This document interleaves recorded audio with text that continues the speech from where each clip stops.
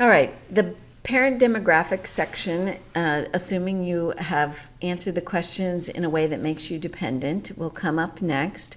And remember that this is asking information about your biological or adoptive parents. So what is their status? If you can get your parents to sit down with you and help fill out this section, it's probably really helpful. So marital status, when did they get married, parents' social security numbers. It is important to provide your parents' social security numbers.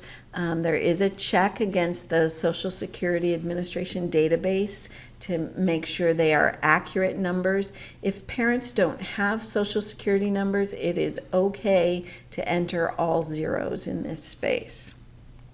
So you'll enter that information for both of your parents. It does ask for parents' email address. This is optional, but it is a way that schools use to keep in touch with parents about what's going on with your financial aid application. It asks about where parents have lived to make sure that we understand their residency correctly for state aid eligibility. And then this is probably one of the most important questions on this page: household size and the number of family members who are in college.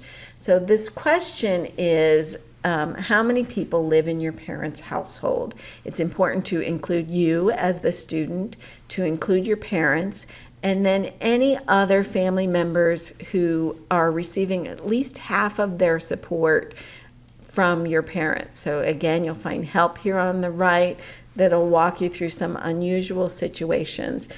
We're going to use a family of 4 for this demonstration.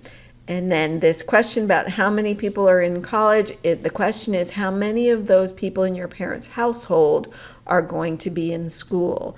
If it's just you, the student, it's 1. If you have a sibling who's also going to be enrolled in college, you would include themselves as well. Parents should not be included in that number in college. For the FAFSA, parents' enrollment status isn't considered in part of the process. If your parents have educational costs, that is something that I would recommend you let the financial aid office at the school you'll be attending know about. That's something, an expense that they can take into account, but the FAFSA doesn't usually take that into account.